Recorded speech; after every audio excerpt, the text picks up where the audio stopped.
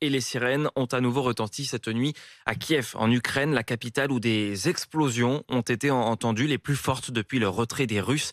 Les Russes qui ont perdu cette nuit leur navire amiral, un croiseur touché, coulé en mer Noire.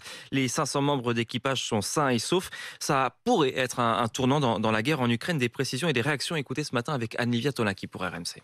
Un coup dur pour la Russie, voilà comment le porte-parole du Pentagone John Kirby qualifie le naufrage du Moskva. Ce navire amiral russe de 186 mètres de long était un de leurs principaux atouts dans la guerre contre l'Ukraine.